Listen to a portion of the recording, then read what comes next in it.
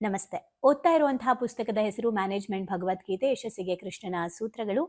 ಬರೆದಿರೋದು Mahabala Sitalabhavi sir. ಬನ್ನಿ ನಮ್ಮ ಮುಂದಿನ ಚಾಪ್ಟರ್ನ ಓದೋಣ. ಚಾಪ್ಟರ್ನ ಹೆಸರು ಸಮಸ್ಯೆಯೇ ಗೆಲುವಿನ ಹೆಬ್ಬಾಗಲು. ಮತ್ತೆ ಹೌದಲ್ವಾ?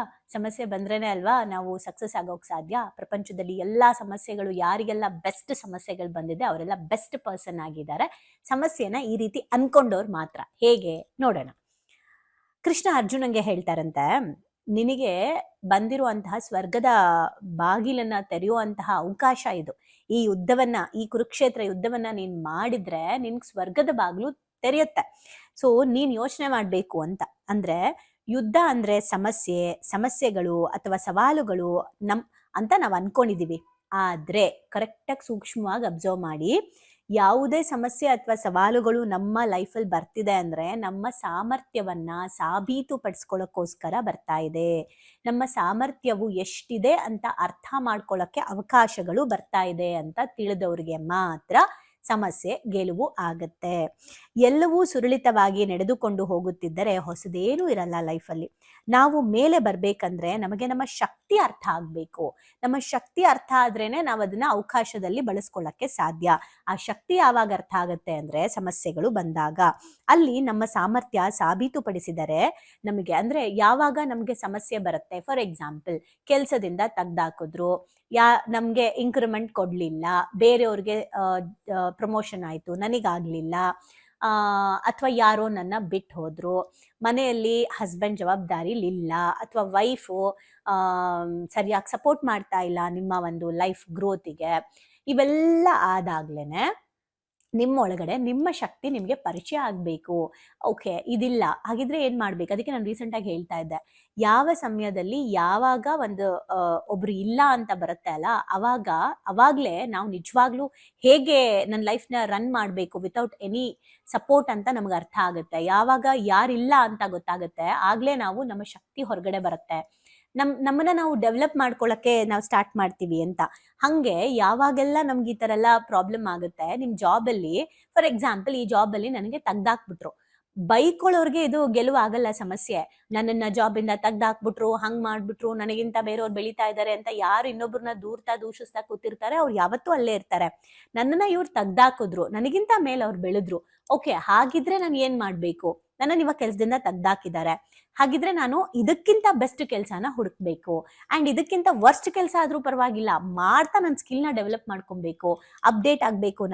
ನನಗೆ ಇಲ್ಲಿಂದ ತೆಗ್ದಾಕಿರೋದಕ್ಕೆ ನಾನು ವಾಪಸ್ ಏನ್ ಬೆಸ್ಟ್ ಮಾಡಿದ್ರೆ ನನಗೆ ಹೆಚ್ಚು ಸ್ಯಾಲ್ರಿ ಸಿಗುತ್ತೆ, ಹೆಚ್ಚಿನ ಕೆಲಸ ಸಿಗುತ್ತೆ, ಹೆಚ್ಚಿನ ಒಂದು ಏನು ರೆಸ್ಪೆಕ್ಟ್ ಇರೋ ಜಾಬ್ ಸಿಗುತ್ತೆ, ಎಲ್ಲವೂ ನಾವು ನೋಡ್ಬೇಕು. ನಮ್ಮ ಕ್ಷೇತ್ರದಲ್ಲಿ ನಮ್ಮ ಹೆಸರು ಹರಡಿದ್ರೆ ಬೇರೆ ಬೇರೆ ಕಂಪನಿಗಳಿಂದಲೂ ಆಹ್ವಾನ ಬರುತ್ತೆ, ಬೇಡಿಕೆ ಹೆಚ್ಚಾಗೋದು ಸಹಜವಾಗಿರುತ್ತೆ.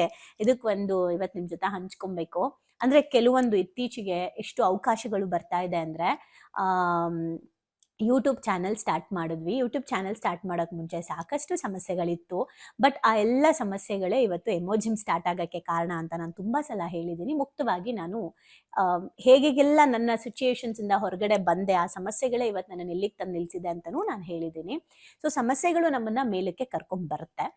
ಅದು ಸಮಸ್ಯೆನ ನಾವು ಕನ್ವರ್ಟ್ ಮಾಡ್ಕೊಂಡ್ರೆ, ಅಂದ್ರೆ ನಾನು ಇದರಿಂದ ಓಕೆ ನಂಗೆ ಸಮಸ್ಯೆ ಬಂದಿದೆ, ಇಲ್ಲೇನೋ ಪಾಠ ಕಲಿಸ್ತಿದೆ, ಇದನ್ನ ಬೆಳಿಬೇಕು ಅಂತ ಅನ್ಕೊಂಡವ್ರಿಗೆ ಮಾತ್ರ. ಸೊ ಇವತ್ತು ಹೆಂಗಾಗಿದೆ ಅಂತಂದ್ರೆ, ಸುಮಾರು ಚಾನೆಲ್ಗಳಿಂದ ನಮ್ಗೆ ಆಫರ್ ಬರ್ತಾ ಇದೆ. ಅಂದ್ರೆ ನಮ್ಮಲ್ಲಿ ಇಂಟರ್ವ್ಯೂ ಮಾಡಕ್ ಬನ್ನಿ, ಅಥವಾ ನಮ್ಗೊಂದು ಪಾಡ್ಕಾಸ್ಟ್ ಮಾಡ್ಕೊಡಿ, ಅಥವಾ ಒಂದು ವಿಷಯದ ಬಗ್ಗೆ ಮಾತಾಡಿ, ತಿಂಗ್ಳಿಗೆ ಒಂದು ಪ್ರೋಗ್ರಾಮ್ ಮಾಡ್ಕೊಡಿ ಅಂತ ಕಾಲ್ಸ್ ಬರ್ತಾ ಇದೆ. ಬಟ್ ಏನ್ ಗೊತ್ತಾ, ಈ ಚಾನೆಲ್ನೆಲ್ಲ ಒನ್ ಟೈಮಲ್ಲಿ ನಾನು ಅಟ್ರಾಕ್ಟ್ ಮಾಡಿದ್ದೆ. ಅಟ್ರಾಕ್ಟ್ ಇನ್ ದ ಸೆನ್ಸ್, ಈ ಎಲ್ಲಾ ಚಾನೆಲ್ಗಳಿಗೂ, ಅಂದ್ರೆ ಸೋಷಿಯಲ್ ಮೀಡಿಯಾ ತುಂಬಾ ಪವರ್ಫುಲ್ ಆಗಿದೆ, ಮೀಡಿಯಾ ಪವರ್ಫುಲ್ ಆಗಿದೆ. ಸೊ ಇಲ್ಲಿ ಹೋಗಿ ನಾವು ಒಳ್ಳೆ ವಿಚಾರ ಹೇಳ್ಕೊಳ್ಳೋದ್ರಿಂದ ತುಂಬಾ ಜನಕ್ಕೆ ಸ್ಪ್ರೆಡ್ ಆಗುತ್ತೆ. ಅಟ್ಲೀಸ್ಟ್ ಜ್ಞಾನ ಸ್ಪ್ರೆಡ್ ಮಾಡಕ್ ಒಂದು ಒಳ್ಳೆ ಅವಕಾಶ ಇದು. ಆದ್ರೆ ಸುಮ್ನೆ ನಮ್ಮನ್ನ ಯಾರು ಅಲ್ಲಿ ಕರ್ಕೊಳ್ಳಲ್ಲ, ಅಥವಾ ಅಡ್ವರ್ಟೈಸ್ಮೆಂಟ್ ತರ ಕೊಡಕ್ಕೂ ನಂಗೆ ಇಷ್ಟ ಇರಲಿಲ್ಲ. ಸೊ ಏನೋ ಒಂದು ಬೆಸ್ಟ್, ನಮ್ಮಲ್ಲಿರೋ ಬೆಸ್ಟನ್ನ ನೋಡಿ ಅವಕಾಶ ಬರಬೇಕು. ಅದು ಬರಬೇಕು ಅಂದ್ರೆ ನಾನು ಕೆಲಸ ಮಾಡಬೇಕು, ನನ್ನ ಕೆಲಸ ಗುರ್ತಿಸ್ಕೋಬೇಕು, ಅವಾಗಲೇ ಅದೆಲ್ಲ ಮಾಡಕ್ ಸಾಧ್ಯ. ಇದೆಲ್ಲ ಯೋಚನೆ ಮಾಡಿ ತುಂಬಾ ನಾನು ಮಾಡಕ್ ಶುರು ಮಾಡಿದ್ವಿ. ಇವತ್ತು ಇಲ್ಲಿದೆ ನೋಡಿ, ನಮ್ಗೆ ಯಾವಾಗ ಸಮಸ್ಯೆಗಳು ಬರುತ್ತೆ ಆಗ ನಮ್ಮ ಸಾಮರ್ಥ್ಯವನ್ನ ಸಾಬೀತುಪಡಿಸ್ಕೊಳಕ್ ನಾವೇನ್ ಟ್ರೈ ಮಾಡ್ತೀವಿ, ಪ್ರಯತ್ನ ಪಡ್ತೀವಿ, ಆ ಪ್ರಯತ್ನದ ದಾರಿಯಲ್ಲಿ ನಮ್ಮ ಕ್ಷೇತ್ರದಲ್ಲಿ ನಾವ್ ಯಾವಾಗ ಬೆಳೀತಾ ಹೋಗ್ತೀವಿ, ಆಗ ನಮಗೆ ಬೇರೆ ಬೇರೆ ಕಡೆಯಿಂದನೂ ಅವಕಾಶಗಳು ಬರಕ್ ಸ್ಟಾರ್ಟ್ ಆಗುತ್ತೆ. ಇವತ್ತು ಆ ಥರ ಅವಕಾಶಗಳು ಸಿಗ್ತಾ ಇರೋದಕ್ಕೆ ಕಾರಣ ಒಂದು ಕಡೆ ಕೂತಿದ್ದಕ್ಕಲ್ಲ, ಬೆಳೆಯೋಕ್ಕೆ ಸ್ಟಾರ್ಟ್ ಮಾಡಿದ್ದಕ್ಕೆ. ಸೊ ಅದಕ್ಕೂ ಧೈರ್ಯ ಬೇಕು. ಆ ಫೀಲ್ಡ್ಗೆ ಬಂದಾಗ ಕೆಲವೊಂದು ಸವಾಲುಗಳನ್ನ ಎದುರಿಸ್ಬೇಕು. ಅದೆಲ್ಲವನ್ನೂ ನಾನು ಅಕ್ಸೆಪ್ಟ್ ಮಾಡ್ಕೊಂಡ್ರೆ ಬೆಳೆಯಕ್ ಸಾಧ್ಯ. ನಿಮ್ಮ ಜಾಬಲ್ಲಿ, ನಿಮ್ಮ ಫ್ಯಾಮಿಲಿಯಲ್ಲಿ ಸಮಸ್ಯೆ ಇದೆ ಅಂದ್ರೆ ನಿಮಗಿದು ರೈಟ್ ಟೈಮ್. ನೀವು ಅದರಿಂದ ಓವರ್ಕಮ್ ಮಾಡೋದಕ್ಕೆ, ಅದಕ್ಕಿಂತ ದೊಡ್ಡ ಮಟ್ಟಕ್ಕೆ ಬೆಳೆಯೋದಕ್ಕೆ. ನಿಮ್ಮ ಸಮಸ್ಯೆಗಿಂತ ನೀವು ದೊಡ್ಡದಾಗಿ ಬೆಳೆದ್ರೆ ಸಮಸ್ಯೆ ಚಿಕ್ಕದಾಗಿರುತ್ತೆ. ಸೊ ಎಲ್ಲವನ್ನು ಧನಾತ್ಮಕವಾಗಿ ನೋಡುವ ಮನಸ್ಥಿತಿ ನನ್ನಲ್ಲಿ ಬರಬೇಕು. ಇನ್ನೊಂದು ವರ್ಗದ ಅಂದ್ರೆ ಇನ್ನ ಕೆಲವರಿದ್ದಾರೆ, ಪ್ರತಿ ಸಮಸ್ಯೆಯು ನಮ್ಮನ್ನ ಕಷ್ಟಕ್ಕೆ ಟಾರ್ಗೆಟ್ ಮಾಡ್ತಾ ಇದೆ, ನಮಗ್ ಬರೀ ಕಷ್ಟ ಕೊಡ್ತಾ ಇದೆ, ಅಯ್ಯೋ ನನ್ಗೆ ಆತಂಕ ಆಗ್ತಾ ಇದೆ, ಬರೀ ನಾನು ಸೋಲ್ತಾ ಇದ್ದೀನಿ, ನನ್ಗೇನು ಮಾಡಕ್ ಆಗ್ತಿಲ್ಲ ಅಂತ ಅಲ್ಲೇ ಇರ್ತಾರೆ. ಇನ್ನ ಕೆಲವ್ರು ಹೆಂಗ್ ಗೊತ್ತಾ, ಯಾವುದೋ ಒಂದು ಕೆಲಸ ಒಂದು ಉದ್ದೇಶ ಇಟ್ಕೊಂಡ್ಬಿಟ್ಟಿರ್ತಾರೆ, ಅದೇ ಆಗ್ಬೇಕು ನನ್ಗೆ, ಬೇರೆದು ನಾನು ಮಾಡೋದೇ ಇಲ್ಲ ಅಂತ ರಿಜೆಕ್ಟ್ ಆಗಿರ್ತಾರೆ. ಸೊ ಅದಲ್ಲ. ನೀವು ಈಗ ಫಾರ್ ಎಕ್ಸಾಂಪಲ್ ನೀವು ಒಂದು ಫಿಲಿಮಲ್ಲಿ ಹೀರೋ ಆಗ್ಬೇಕು ಅಂತ ಅನ್ಕೊಂಡಿದ್ದೀರಾ ಅನ್ಕೊಳ್ಳಿ. ನೀವು ಚಿಕ್ಕ ಚಿಕ್ಕದಾಗಿ ನೋಡಿ, ಇವತ್ತು ಎಷ್ಟೋ ಜನ ಇವತ್ತು ರೀಲ್ಸ್ ಮಾಡಿ ಮಾಡಿ ಮಾಡಿ ಎಷ್ಟೊಂದು ಜನ ಡಾನ್ಸ್ ಮಾಡಿ ಮಾಡಿ ಮಾಡಿ ಆಕ್ಟ್ ಮಾಡಿ ಮಾಡಿ ಏನೋ ಅವರಲ್ಲಿರೋ ಟ್ಯಾಲೆಂಟ್ನ ತೋರಿಸಿ ಜನ ಅವ್ರನ್ನ ಬೈದಿದ್ದಾರೆ, ಆಡ್ಕೊಂಡಿದ್ದಾರೆ, ರೇಗ್ಸಿದ್ದಾರೆ, ಎಲ್ಲ ಮಾಡಿದ್ದಾರೆ. ಆದ್ರೂ ಅದೆಲ್ಲವೂ ಮಾಡಿ ಮಾಡಿ ಮಾಡಿ ಇರೋರೇನೆ ಇವತ್ತು ದೊಡ್ಡ ದೊಡ್ಡ ಫಿಲಿಮ್ಗಳಲ್ಲಿ ಆಕ್ಟ್ ಮಾಡ್ತಾ ಇರೋದು. ಆಮೇಲೆ ಏನು ಅಂದ್ರೆ ಪ್ರಯತ್ನಗಳನ್ನ ಪಟ್ಟು ಪಟ್ಟು ಪಟ್ಟು ಪಟ್ಟನೆ ಅವ್ರ ಮೇಲ್ ಬಂದಿರೋದು. ಆ ಸಮಸ್ಯೆ ಅಂದ್ರೆ ಏನು, ಅವ್ರನ್ನ ಕಾಲೆಳೆದ್ರು, ಅವಕಾಶ ಕೊಡಲ್ಲ ಅಂದ್ರು. ಇವತ್ತು ಎಷ್ಟು ಜನ ನಾವು ಸಕ್ಸಸ್ಫುಲ್ ವ್ಯಕ್ತಿ ನೋಡ್ಬೋದು. ಅಮಿತಾಬ್ ಬಚ್ಚನ್ ಅವ್ರನ್ನ ನೋಡಿದ್ರೆ ಅವರ ವಾಯ್ಸ್ ಸರಿ ಇಲ್ಲ ಅಂತ ದೂರ ಮಾಡಿದ್ರು. ಇವತ್ತು ಅವ್ರ ವಾಯ್ಸ್ಗೆ ಎಷ್ಟು ಬೇಡಿಕೆ ಇದೆ. ಹಂಗೆ ಎಷ್ಟೊಂದ್ ಜನ ನಾವೇನು ಅವ್ರನ್ನ ದೂರ ಮಾಡಿಟ್ಟಿದೀವಿ, ಇವ್ರದ್ದು ಅದಾಗಲ್ಲ ಅಂದ್ರೆ ಇವ್ರು ಹಂಗಲ್ಲ ಹಿಂಗಲ್ಲ ಅಂತ. ಆ ಸಮಸ್ಯೆಗಳ ನಡುವೆನೆ ನಾವು ಬೆಳಿಬೇಕು. ನಮ್ಮನ್ನು ಇವತ್ತು ಯಾರೋ ಟಾರ್ಗೆಟ್ ಮಾಡ್ತಿದ್ದಾರೆ ಅಂದ್ರೆ ರೈಟ್ ಟೈಮ್ ನಾವು ಬೆಳೆಯೋದಕ್ಕೆ ಅಂತ. ಹಾಗಾಗಿ ತುಂಬಾ ಜನ ಬರೀ ಆತಂಕ, ನನ್ನನ್ನೇ ಟಾರ್ಗೆಟ್ ಮಾಡ್ತಾರೆ ಅನ್ಕೊಳ್ತಾರೆ, ಸೋಲ್ತೀವಿ ಅನ್ಕೊಳ್ತಾರೆ. ಆದ್ರೆ ನಿಜವಾಗ್ಲೂ ಬೆಳೆಯೋರು ಸೋಲಲ್ಲೂ ಕೂಡ ಗೆಲುವಿನ ದೃಷ್ಟಿಕೋನವನ್ನ ಹೊಂದಿರ್ತಾರೆ. ಸವಾಲುಗಳು ನಮ್ಮ ಸಾಮರ್ಥ್ಯವನ್ನ ಸಾಬೀತುಪಡಿಸಕ್ಕೆ ಬರ್ತಾ ಇದೆ ಅಂತ ಯಾರು ಭಾವಿಸ್ತಾರೆ, ಅವರು ಬಹಳ ದೊಡ್ಡ ವ್ಯಕ್ತಿಗಳಾಗಿ ಬೆಳೀತಾರೆ. ಬಹಳ ದೊಡ್ಡ ವ್ಯಕ್ತಿಯಾಗಿ ಅಂತಂದ್ರೆ ದೊಡ್ಡ ವ್ಯಕ್ತಿ ಅಂತ ಅಲ್ಲ, ನಮ್ಮ ಲೈಫಲ್ಲಿ ನೆಮ್ಮದಿಯಿಂದ ಇರೋದೇ ದೊಡ್ಡ ಸಾಧನೆ. ಸೊ ಇರೋಕೆ ಸ್ಟಾರ್ಟ್ ಮಾಡ್ತಾರೆ ಅವರು ಲೈಫಲ್ಲಿ. ಹೆಲ್ತ್, ವೆಲ್ತ್, ಹ್ಯಾಪಿನೆಸ್ ಎಲ್ಲದ್ರಲ್ಲೂ ಕೂಡ. ಈಗ ನೀವು ಹೇಳಿ, ನಿಮ್ ಲೈಫಲ್ಲಿ ಎಷ್ಟು ಸಮಸ್ಯೆ ಬಂದಿತ್ತು, ಆ ಎಲ್ಲ ಸಮಸ್ಯೆಗಳನ್ನ ನೀವು ಬ್ಲೇಮ್ ಮಾಡ್ತಾ ಇದ್ರ ಮುಂಚೆ. ಇವಾಗ ಪುಸ್ತಕಗಳ ಪರಿವರ್ತನೆಯಿಂದ ಅಥವಾ ಭಾವನೆಗಳಿಗೊಂದು ಶಾಲೆಯ ತರಬೇತಿಗಳಿಂದ ನಿಮ್ ಲೈಫಲ್ಲಿ ಸಮಸ್ಯೆಗಳನ್ನ ನೀವು ದೃಷ್ಟಿಕೋನ ಬದಲಾಯಿಸ್ಕೊಂಡು ಗೆಲುವಿನ ಕಡೆಗೆ ಕರ್ಕೊಂಡು ಹೋಗ್ತಾ ಇದೆಯಾ? ದಯವಿಟ್ಟು ಹಂಚ್ಕೊಳ್ಳಿ. ಬಿಕಾಸ್ ನಿಮ್ಮ ಒಂದೊಂದು ಕಮೆಂಟ್ ಕೂಡ ತುಂಬಾ ಜನಕ್ಕೆ ಲರ್ನಿಂಗ್ ಆಗ್ಬೋದು. ಇನ್ನು ಯಾರು ಮಾಡಿಲ್ಲ, ಇವತ್ತಿಂದ ಡಿಸೈಡ್ ಮಾಡಿ. Thank you. ಭಾವನೆಗಳಿಗೊಂದು ಶಾಲೆಗೆ ಬಂದು ತುಂಬಾ ಖುಷಿ ಆಯ್ತು. ಲೈಫಲ್ಲಿ ತುಂಬಾ ಅಂದ್ರೆ ತುಂಬಾ ಕ್ಲಾರಿಟಿ ಬಂದಿದೆ. ತುಂಬಾನೇ ಬದಲಾವಣೆ ಆಗಿದೆ. ನಂಗೆ ತುಂಬಾ ಖುಷಿ ಇದೆ ನಾನು ಇಲ್ಲಿಗೆ ಬಂದಿರೋದು. ನನಗೆ ತುಂಬಾ ಖುಷಿ ಆಗ್ತದೆ. ಪ್ರತಿಯೊಂದಕ್ಕೂ ಸ್ಫೂರ್ತಿ ಸಿಕ್ಕಿದೆ, ನೆಮ್ಮದಿ ಸಿಕ್ಕಿದೆ. ಒನ್ ವರ್ಡ್ ಅಲ್ಲಿ ಹೇಳ್ಬೇಕಂದ್ರೆ ಇಟ್ ಈಸ್ ಅಲ್ಟಿಮೇಟ್. ಲೈಫ್ ತುಂಬ ಕಾಂಪ್ಲಿಕೇಟ್ ಅನ್ಕೊಂಡಿದ್ದೆ, ಬಟ್ ಈ ಕ್ಲಾಸಿಗೆ ಸೇರಿದ್ಮೇಲೆ ತುಂಬಾ ಈಸಿಯಾಗಿ ಅರ್ಥಪೂರ್ಣವಾಗಿ ಹೇಗೆ ಜೀವಿಸ್ಬೇಕು ಅನ್ನೋದು ಗೊತ್ತಾಯ್ತು. ಆಕ್ಚುಲ್ ಆಗಿ ನಂಗೆ ತುಂಬಾ ಖುಷಿ ಇದೆ ನಾನು ಇಲ್ಲಿಗೆ ಬಂದಿರೋದು. ಈ ಒಂದು ವರ್ಕ್ಶಾಪ್ ಬಂದಿರೋ ಉದ್ದೇಶ ಅಂದರೆ ತಾರಾ ಮೇಡಮು ಏನೇ ಕೊಟ್ಟರು ಒಂದು ಅದ್ಭುತವಾಗಿ ಸ್ಪೆಷಲ್ ಆಗಿ ಕೊಡ್ತಾರೆ ಅನ್ನೋ ನಂಬಿಕೆ ಇದೆ.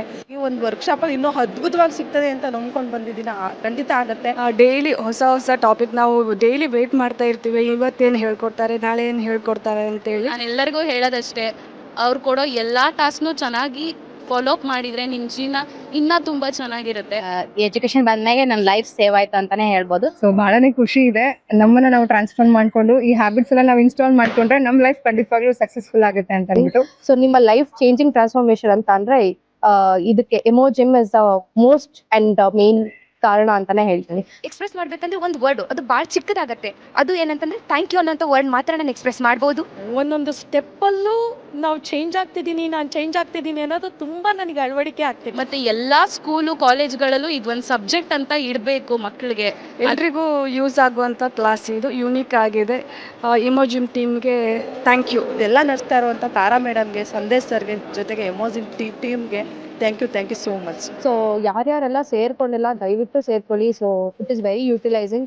ಲೈಫ್ ಲಾಂಗ್ ಯಾರಿಗಾದ್ರೂ ಚಿರಋಣಿಯಾಗಿರ್ತೀವಿ ಅಂದರೆ ಅದು ಸಂದೇಶನ ಮತ್ತು ತಾರಾ. ಸೊ ಬನ್ನಿ, ಭಾವನೆಗಳಿಗೊಂದು ಶಾಲೆನ ಎಂಟರ್ ಆಗಿ ಅದನ್ನ ಫೀಲ್ ಮಾಡಿ. ಅಂದ್ರೆ ರಿಕ್ವೆಸ್ಟ್ ಮಾಡ್ಕೊಂತಿದ್ದೀನಿ ನಿಮಗೆ, ಇದರಿಂದ ಲಾಸ್ ಆಗೋದಂತೂ ಏನೂ ಇಲ್ಲ, ಬಟ್ ಲೈಫಲ್ಲಿ ತುಂಬಾನೇ ಪಡ್ಕೊಂತೀನಿ ನಾನು. ಅದಕ್ಕೆ ನಾನು ಶೋರ್ ಗ್ಯಾರಂಟಿ ಕೊಡ್ತೀನಿ ನಾನು. ಎಲ್ಲೋ thank you to Tara ma'am and Sandesh sir. Thank you to whole my Emojim. Thank you.